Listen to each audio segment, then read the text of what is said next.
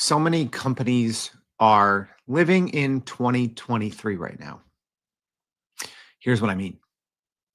I can't tell you the amount of people that talk to me or pitch to be on this podcast and treat AI like it's something special, like it's 2023. Here's what I mean by that. If your company had fully implemented generative AI in 2023, you could do something with that. That could be your company's advantage. Yet here we are, 2.5 years later, after the generative AI wave that was ChatGPT in November 2022. And so many companies still think, and they honestly believe, that using AI can be their company's advantage. I'm here to say you're wrong. And if you still think that way, not only is that a archaic way to go about building your company or your department, but I'm letting you know you're going to get lapped. You're going to get passed up by smaller, more agile companies that understand AI isn't your company's advantage anymore. It's just the internet. All right. I'm excited for this episode. I hope you are too. What's going on, y'all? My name is Jordan Wilson, and welcome to Everyday AI. This thing is for you, unedited, unscripted, live. I say sometimes it's the realest thing in artificial intelligence where you can't tell what's real and what's fake. Well, this is real.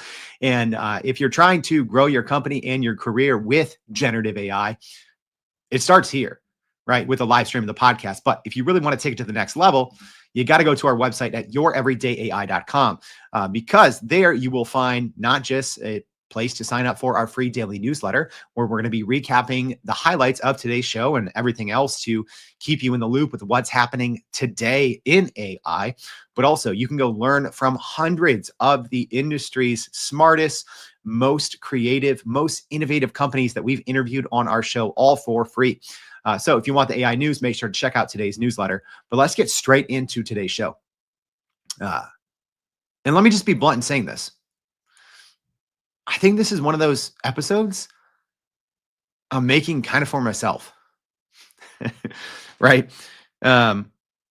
Sometimes it's we do these hot take Tuesdays, right? And let me know if you guys like this new kind of lineup that we kind of unofficially started a few months ago. So we do the AI news that matters on Mondays, hot take Tuesday, where I give you all the hot take, putting AI to work on Wednesdays, and then we generally do interviews on Thursday and Fridays. So today's hot take Tuesday. It's a selfish one. Let me be honest, because I get so many people all the time, right? Pitching me or trying to tell me about some innovative thing that their company's doing. And I'm like, you're using ChatGPT. This is not tech enablement. This is not disruption. And so many companies truly believe that just by using generative AI, by using large language models, that this is somehow a competitive advantage.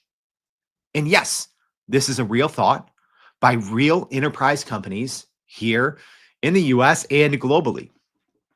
So don't get me wrong. I'm glad that the conversation has turned from AI being this like, oh, should we touch it? Not sure, right? To now every single company does realize that they need to use it. But in today's show, I want to tell you a couple of things. One, I'm going to give you the AI versus internet test to see if your company's strategy or marketing is sound or useless. I'm going to tell you why your customers are using AI without even knowing it and how that impacts what your company does. And then I'm going to give you the 3 things that you should be doing instead of just slapping AI powered on your website or blindly saying that you offer something of AI value. So here's my straight up hot take, right? So you don't have to listen in the next 15 to 20 minutes. Number 1, companies are just slapping AI powered blank on their website, and they think that makes them innovative. I think that makes you look foolish. And I'll tell you why. Because AI is just the internet, okay?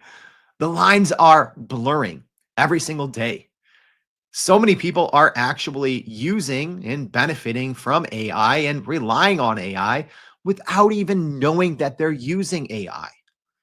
So if you want to be so braggadocious, right, as a company and put out there how you're AI powered, AI enabled, it looks fairly foolish because that is the baseline. That is the expectation now. And I think most companies' AI strategy is embarrassingly basic. And we're going to prove that today. Hey, Douglas said, live stream audience, good to see you. Douglas, good to see you. Douglas said, I may need coffee for this. Hey, I got my coffee, got my hoodie on. I'm going hoodie mellow hoodie. Any basketball fans know what that is, right? Carmelo Anthony, when he had the hoodie, he was just in a vibe. He was just in a mood, right? I'm in one of those moods today where I think I just have to rip a little bit. All right. All right. But hey, live stream audience, it's good to see you as always. But I want some questions from you all. All right. Do you have any hot take questions on this topic on how AI, how companies are using this as a strategy or the maybe misalignment between what companies think tech innovation is and what the current reality is? I'd love to take a couple questions today. I don't always do that, but I'd love to be able to do that today. If you have any questions for me, hot take questions on today's topic, get them in. But let me start with the simple test that exposes weak AI strategies. And it's very simple, right? Whatever your company's AI strategy is, right? And obviously, this isn't going to hit 100% of companies, but I think this will hit the majority of companies, right? When you say, we're going to leverage AI to do blank, blank, and blank. Are you going to slap that on your website? Are you going to send that over right in your proposal to a potential customer about how you're using AI? Here's the test. Swap out AI with the word internet. Simple as that. Now, if you say something like, we're an internet-powered company, it sounds absolutely ridiculous in 2025, right? We're an internet, right? But that's what I think you need to do. AI is the expectation, right? Slapping, AI like Flex Seal, right? If you remember those infomercials, right? There's a leaking boat and the infomercial guy, which by the way, I don't know why, even when I was like 8, 9, 10 years old, I loved staying up late and watching infomercials for stuff I would never buy. I was fascinated by them, right? But you're slapping the Flex Seal or whatever to stop a leaky boat. That's what companies are doing with AI. They can see the leaks in their company. They can say, hey, we've, for 10 years, we've seen, X year over year growth and we're not really seeing it anymore. So what are we going to do? We're going to Flex Seal some AI on this thing, right? We're going to tell our customers, our clients, our board members, our shareholders, whatever this, the case is for your company, that we are AI first. We're AI native, right? Buzzword, buzzword, buzzword. And I think that this has actually worked for a lot of companies in 2023 and 2024, especially public companies, right? It was kind of trendy or in vogue at the time, especially in 2023, especially for public companies in earnings calls, to talk about AI as much as they could. Artificial intelligence, agentic AI, right? RAG, right? If you could throw out any of these kind of buzzwords in earnings calls, what happened? Your stock went up because at the time, a year and a half ago, 2 years ago, most people weren't really sure what this AI thing was going to be, but they knew they wanted it, right? They're like, all right, I don't know what this agentic AI with RAG pipelines is, but we need it. Yes, talk about it more, CEO. And then I think the rest of the business world followed suit, but years too late. And if your AI strategy or your AI positioning sounds stupid, if you just swap out the word internet, does it still make sense? Does it still sound like a differentiator? Probably not. Because so many companies' AI strategy right now is thin and useless. And that's not necessarily a knock on every single company, because this is a wave of tech innovation that I don't think that we have a comparison to. And that's one of the reasons why even companies that I think are ultimately still going to be successful and have been successful for many years or decades I think are so behind the curve because they're taking the digital transformation blueprint that they've used for every single tech innovation over the past couple of decades, right? Here's what we did with the internet. Here's what we did with cloud. Here's what we did with mobile. Here's what we did with social media. And they're applying that same blueprint, sometimes successful, right? Or in many cases, oftentimes their blueprint was successful, and they're trying to apply it to AI, which is why we are here in today's climate 2.5 years later. And I'm constantly having to face palm myself by seeing the position of a lot of big public companies and how they're talking about how they're using AI. And you've probably heard a lot of these rumblings, right? OpenAI CEO Sam Altman has, said, oh, there's going to be a one-person company that's going to be a unicorn, right? $1 billion company, one person, because of how they're going to use AI. Will that happen? Sure. But I don't think that's the diamond in the rough, so to speak, or the needle in the haystack, right? That's what it's going to be. That's going to be an anomaly. Will it happen? Absolutely. What you need to be worried about, what your company needs to be worried about, and what I ultimately think is going to happen, right? Oh, I'd hate to have the jobs discussion here, but this is the reality. So many companies are going to be laying people off in mass.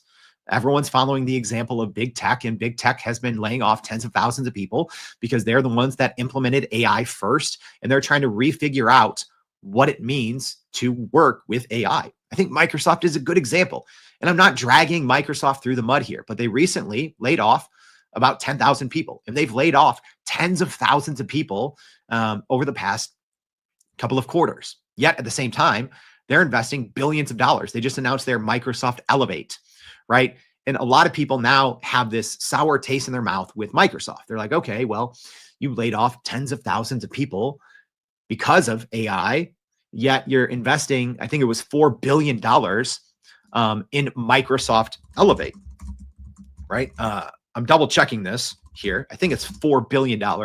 Yes, $4 billion in cash and technology into essentially a program to help people learn AI. It's quite a cutting dichotomy, right? When we look at this technology and we're saying, okay, it's going to quote unquote take jobs, but then we're also investing in it because we know ultimately it's going to create jobs. But what is ultimately going to happen is companies are going to lay off a bunch of really smart people. And then they're going to figure out, oh, our company's AI strategy stinks, right? And you're going to have, right? Let's say a mid-level consulting company, right? I'm not talking about a big four. I'm saying the next tier. All right, think of the second tier of consulting companies. Let's say this company does, I don't know, $5 billion in revenue. They lay off 10% of their staff in 2025 because of AI. You know what's going to happen? I don't think one of those people is going to be that single company billionaire company, single person billionaire company, right? What's going to happen is a group of 10, 15, 20 of them are going to come together, right? Especially when companies lay off people by the hundreds or thousands. And they're going to come, a company 1/100th of the size that laid them off, and they're going to start eating that company's lunch. That's what's going to happen because companies have been slow to adopt to AI because their AI strategy right now is, oh, we're using it, right? Oh, we're finally deciding in 2025 to train our employees. Yes, it's a good thing. Don't get me wrong. But you should have been training your employees in 2023 and 2024. So that's ultimately what's going to happen. And that's how I think companies are ultimately going to get exposed by having a weak AI strategy, because ultimately they haven't been leveraging it in the way that I think smaller groups can. And here's another reality. People right now, they don't even know they're using AI, right? A good example of that is Google's AI mode. I think sometimes, especially over the last couple of years, with AI overviews, right, which aren't necessarily new, but it's getting harder and harder when you're using a search engine, whether you're talking about Google or Microsoft's Bing, to be like, wait, is this a normal search or am I using AI right now? because the lines are being blurred. And I think intentionally so. And I think that same concept is going to spill over into not how we work, but also into what customers and clients ultimately expect. They're going to expect your company to just be AI native, right? Let's even look at some examples. Google's AI mode right now, they just rolled it out, is already answering 2+ billion searches monthly. And I think most people don't even understand that they're using AI.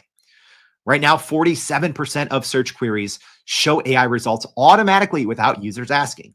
And Google processes 480 trillion AI requests monthly, right, across their whole suite of products. People don't even understand they're using AI because the AI is just becoming the internet. The lines are being blurred and it's creeping into everything in that employees touch. As an example, right? Not at the enterprise level, but the biggest companies in the world are just giving away their AI for free. Microsoft gives away Copilot free with Office subscriptions starting in January of this year. Google gives away AI for free. My gosh, if you're not using AI Studio, why? Google's AI Studio is absolutely amazing. One of the most powerful tools in the world. ChatGPT gives away AI for free. And their free version of ChatGPT is actually pretty good now, right? Whereas a year ago, if you listen to the show, I told you, don't touch it with a 10-foot pole. Now, ChatGPT's free version is pretty good for limited use cases. And right now, 90% of Fortune 500 companies are already running on generative AI tools. So if you, business leader, still think that just using AI can somehow help your company or department grow, compete against smaller and larger competitors, you're dead wrong. And consumers, like I talked about, they're going to expect you to be an AI native company. A lot of studies are saying that 95% of customer service will be using AI by the end of this year. 60% of people, according to a Microsoft survey, are using AI and they don't even know it. They're using AI at work and they don't even call it AI. And not using AI, your company, if your company's not using AI, your customers and your clients are going to look at you kind of funny, right? I honestly think for companies that aren't using AI in every aspect of their business by the end of the year, it's going to be like not having a website. Imagine if your company didn't have a website. Red flag, right? Or not having a phone number, especially for local businesses. Red flag. Not having a social media account. Red flag. Consumers and clients will expect all companies to be AI native because no one wants to do those burdensome manual knowledge work transactions. No one wants those, right? I think of the meme, right? I'm going to see if I can pull it up here for our live stream audience. Let's see if I can, right? But there's one person. Here we go. All right, I got it. So there's one person here, in this cartoon, that's saying, "Hey," let's see if I can share it here. There we go. Live stream audience, you got it. So there's one person on the left-hand side and another person on the right-hand side. And each of these people are talking to a coworker, presumably at work. And the first one says, AI turns this single bullet point into a long email I can pretend I wrote, right? Oh, wow, look at this AI, so great. And then on the other side, presumably it's someone reading the email and talking to a coworker, and they say, AI makes a single bullet point out of this long email I can pretend I read, right? It's funny, but it's also, I think, indicative of how the business world is going to work soon.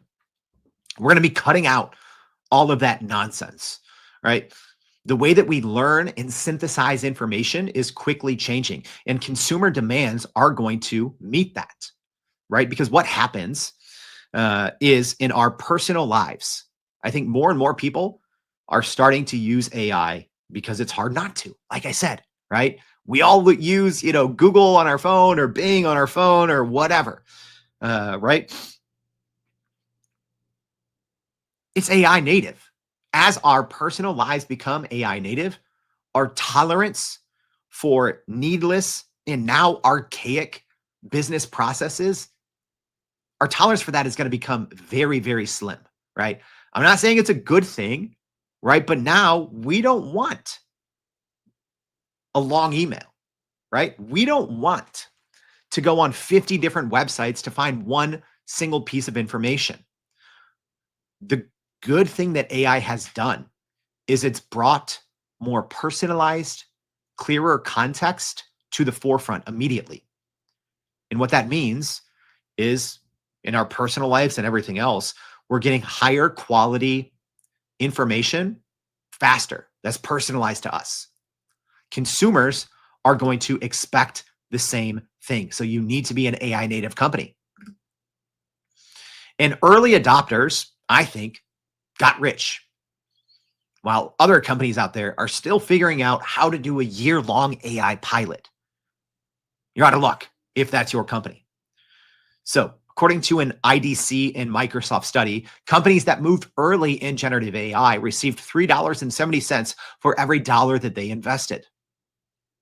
But 74% of late adopters aren't making money or aren't able to measure a positive ROI on AI. So that's according to a Boston Consulting Group study. So if your company has not already gone fully in on AI, I'm not saying you can't find a positive ROI, you can, but you're going to have to drastically rework how your company works because you missed the profit window, treating AI like a regular tech innovation, which it is not. I've always said, I've been trying to tell people this. AI is the internet. You can't treat it like this thing you can't touch. Would you withhold, if you're a business leader, business owner, would you withhold internet from your employees? Absolutely not. Right? We need the internet to read our emails, to research our competitors, to stay up to date with industry trends, to update your CRM, to look up information in your company's ERP. You need the internet. You need AI, right? And here's the thing. Now, as these large language models are growing in maturity, growing in capabilities, becoming more and more robust, they're cutting out even the middleman, right? There's companies now, right? I read a post as a simple example, right? Like, oh, you can book travel with AI, which I think is an absolutely terrible use case. And I don't know why all the companies are always showing this when they're showing off agents, right? Let's have this agent take 30 minutes to find you a hotel in Barcelona. No, thanks. I'd rather do it myself in a minute. However, now there's companies that are cutting out the middleman and they're just bringing that hotel information straight to a large language model. So a large language model doesn't have to go on third-party sites. That's what's going to happen, right? We've seen these large language models grow with their connectors, their integration. I'm not saying it makes retrieval augmented generation pipelines useless. It doesn't. But dynamic company data is going to become easily accessible in large language models if it's not already. And that's, I think, has changed drastically in the last couple of months. That's why you can't treat AI like some special thing that we have to, hey, let's talk about the board at this next quarter, and then we'll roll out a year-long pilot. You're going to lose money. Here's what's essentially happened.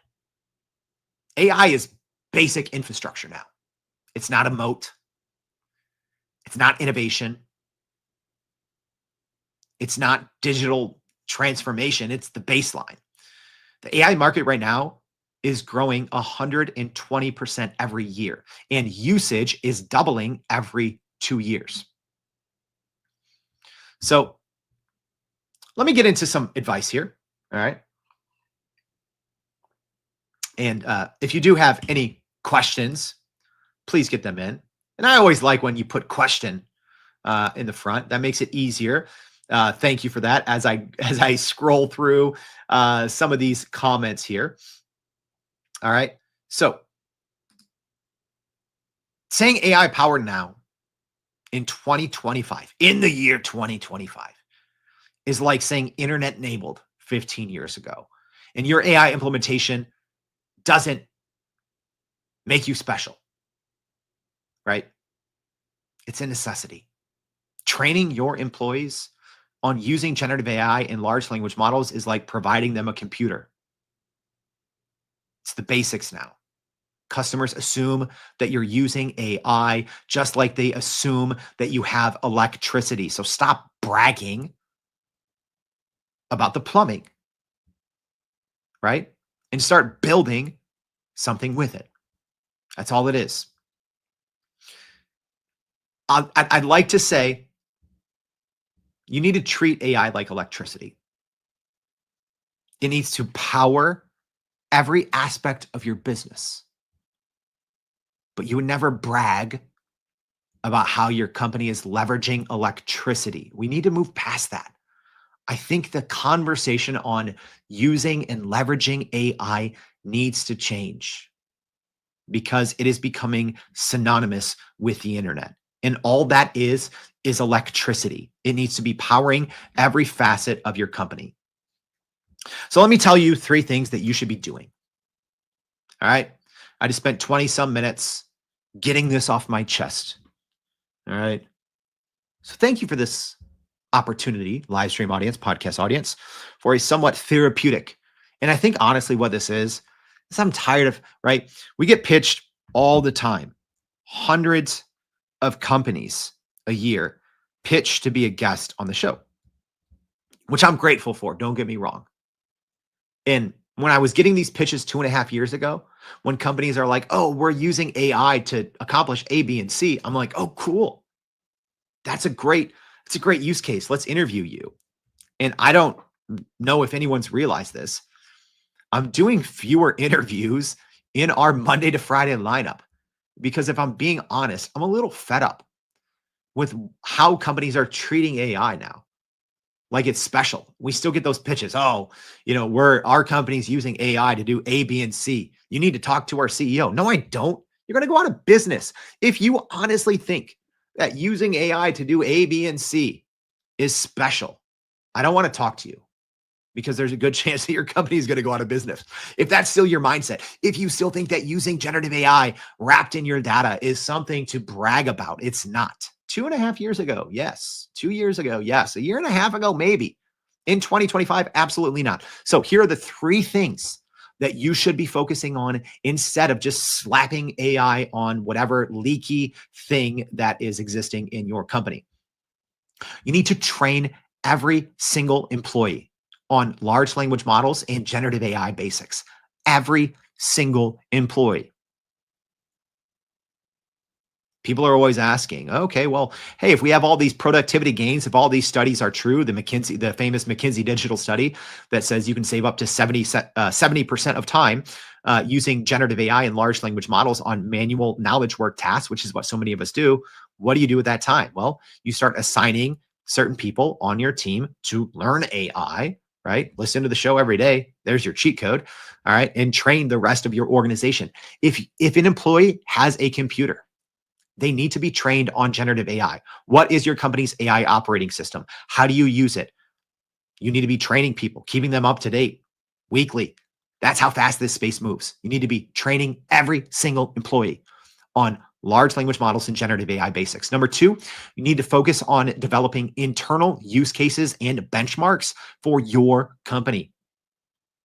Not enough organizations are doing that, right? It's fine to rely on third-party benchmarks, right? There's plenty of third-party benchmarks. We talk about LM Arena a lot here on the show. That's great. But there's a certain point where large language models, for a large part, can become a commodity. You need to be finding use cases for your company, and you need to constantly be benchmarking those use cases on an ongoing basis. Learning and actually leveraging generative AI is an iterative process. It's not like tech innovation of decades past, where you, as an example, choose a cloud provider and stay with them for decades, right? It's not like, okay, here's our social media strategy, and we're just going to blindly post and hope something happens and have a lot of meetings about it and try to go viral, right? No, this is iterative. Large language models and the generative AI scape, it is a living, breathing thing. Take it from someone who covers it every single day. Your strategy that you feel so proud about, that was maybe sound a year ago, if you're still doing that, no, not going to make it. You need to be iterating, revisiting. It is a cyclical process. And then number three, you need to develop a first-party data collection team that feeds your AI unique information. RAG is not enough. As we look at agentic AI, you need to start collecting reasoning data from your leaders, right? Sometimes we talk about the silver tsunami here on the Everyday AI show. So many companies are going to be losing decades of institutional knowledge. And it's not just the structured information that lives in spreadsheets and CRMs that you need to be collecting. You need to be collecting the expertise. You need to be collecting reasoning. You need to be collecting, curating, cleaning logic. That's what you need to be focused on. I think so many companies, especially enterprise organizations, they have all their structured data. It's not hard to, connect those and, spin up mini RAG environments. Now you can essentially do it in a couple of clicks in front end large language models, which is wild because you used to have to pay millions of dollars and spend a lot of time and hire some engineers to do that. You can now do a mini version of that with a couple of clicks in any front end large language model. So you need to be focusing on the future of AI, which is agentic AI, which is when you hand over decision-making processes to AI agents. You can't be focused on what has happened. You need to be focused on what is happening and how you can find that information and actually leverage it. So again, the three things: number one, train every single employee on large language model and generative AI basics. Two, focus on developing internal use cases and benchmarks for your specific business. And three, develop a first-party data collection team that feeds your AI unique reasoning information. All right, let's see. Might have a couple of questions. I'm going to try to get to a couple here. All right, couple questions. Here we go. Let's see how this goes. Marie, question: who do you think will win the AI race to the top? The US, China, or India? It's a good question, right? And it's actually kind of relevant to today's show, even though if you don't know it or not. I'll say this. Obviously, I'm based here in the United States. And most of the companies that I work with are based here in the United States. I don't know who's going to win. I will say this. If you are an enterprise company that does business in the United States, you should be focused on US-based models. You should be focused on OpenAI, Google, OpenAI's ChatGPT, Google's Gemini, Microsoft Copilot, Claude from Anthropic. Those four, right? You shouldn't be using Chinese models, period. It's a huge safety issue. There's a reason why there's ongoing conversations of banning Chinese AI in the US federal government. Who do I think will win? I mean, honestly, right now, I think it's a two-team race. It's Google and OpenAI, at least when it comes to the kind of the frontier. Microsoft's in a very unique position with a 49% equity stake in OpenAI. So you can't count Microsoft out, obviously. And it's going to be interesting to see what they do in the coming years as their current agreement with OpenAI changes terms. Another question here from I Am Tall Boy on YouTube. Do you think one of the major large language models will win, or do you think a new player will arise in the next year or so and take off and win the war? No, it's going to be one of those four. It's probably going to be either OpenAI or Google, right? It's 1A and 1B. I'd say at least recently, it's been Google 1A and OpenAI 1B, but that could change next week. All right, Cecilia, Isn't an AI strategy a quality enhancing tool that requires re engineering work processes, which most people don't take the time to do? Absolutely. Cecilia is right on the money here. And I think that's an important thing when it comes to AI strategy. So, an analogy that I say sometimes is people think an AI strategy is looking at their current uh, processes, their current SOPs, and just sprinkling a little bit of generative AI on top. We're like, oh, yeah, yeah, yeah. Let's keep the process the same and sprinkle a little ChatGPT here, sprinkle a little Google Gemini here. No, you need to absolutely rethink the work that you do. You need to blow it all up, period. All right. An actual AI strategy that will keep you competitive in the years to come. You need to absolutely relook at how you work, which I think is what the big companies like Microsoft are doing, even though that's not popular for me to say. And I'm not overlooking, right, the harsh reality of cutting thousands of jobs, but that's what big companies like Microsoft are doing, right? They're rethinking how they work, and that's a process. And you have to. I've said this many times on the show. I hate the word upskill and reskill because I think of that as just sprinkling AI on top. Or, hey, we have a 10-step process of how we work.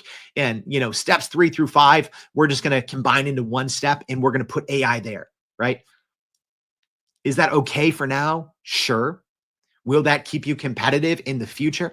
Absolutely not. You have to literally unlearn and rebuild from scratch, being an AI first or AI native company. Otherwise, you're just using the internet like everyone else. That is not a competitive advantage. That's not a moat. That's not going to help you build into the future. All right.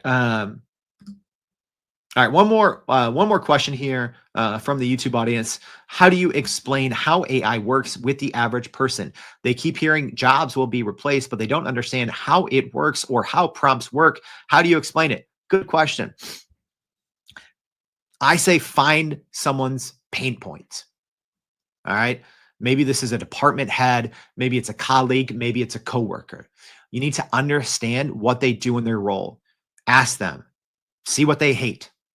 Right? Then go find the right generative AI tool that can do 80% of the work in 20% of the time, right? Find a story, find a pain point and say, hey, Jim, I know how you hate going through monthly expense reports. And then you have to grab them, grab all this information. You have to reformat it. You have to open, this SOP, compile a new document. You have to create a new spreadsheet, update all these rows and cells, create a PowerPoint for the board, blah, blah, blah. Here, look, this AI does this. And I checked it. It's all correct, right? So you have to actually, number one, you have to know the right way to use large language models. If you're a novice, I don't think you can convince the naysayers. If you are a power user, if you're using large language models the right way, if you're going through a proper prompt engineering process like we teach with Prime Prompt Polish, if you're using connectors and integrations, then yes, I think you find the use case, you find the pain point, and you go solve that one thing that naysayer or the fence sitter absolutely hates, and you do their job for them, right? If someone's not taking it seriously, that's what you should be doing. Yeah, you don't focus on job loss, don't focus on sprinkling AI on top. Unlearn an entire process, right? But one mind-numbing task that someone hates. Because you could have, an AI system do something great, something fancy, something shiny. It doesn't matter, right? You have to hit someone where it hurts. What does someone hate doing? You have to make it personal for them to show them the upside. All right. Got a couple questions in, and I'm happy for that. So as we wrap up, let me just say this. Using AI is not a strategy. Sprinkling AI on the top of current processes is not going to keep your competitors from lapping you. Simply using large language models is not going to help you win new customers in the future. Someone smaller or bigger is going to squash you if that is how you're actually still using generative AI and large language models today.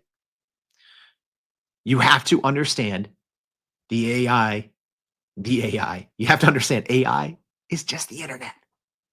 Everyone's using it. If your company, if your department is using AI, that is not a strategy.